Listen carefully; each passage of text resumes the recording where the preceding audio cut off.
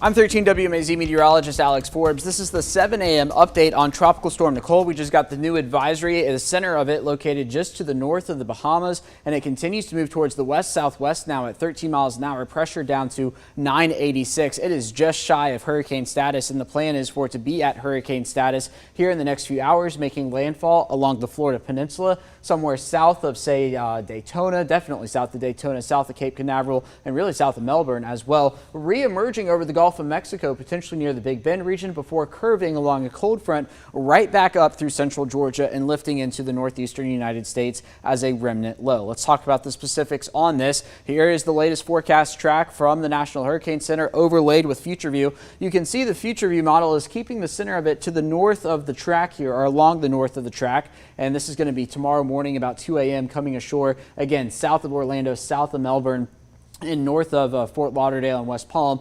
Crossing the Florida Peninsula here, notice rain beginning to enter Georgia early tomorrow morning coming on the coast, and then the storm itself re-emerging over the Gulf of Mexico with the outer bands on the fringe of our area here at noon. Scattered showers already here in central Georgia, then the storm beginning to lift towards the north, the rain becoming a bit steadier as we head into Thursday evening. There we are at 10 p.m. A bit of a severe weather risk here as well, with the storm centered near Tallahassee. In this situation, we would be on the east side of it, which would be the dirty side, and we would have the threat for potentially some spin-up tornadoes across all of central Georgia, including into Friday morning. Here we are at 8 p.m. Steadier rain and wind across central Georgia, lifting towards the north, and all of the rain being out of here by 2, 3, 4 o'clock Friday afternoon, and then well on up into North Carolina and Virginia by the time we get to Friday evening. Let's talk wind gusts. We've got gusts upwards of 20, maybe even 30 miles an hour today across the area, but that's going to become a little more substantial as we get the storm a little bit closer to us. Anytime you get this purple color here, that's going to be over 40,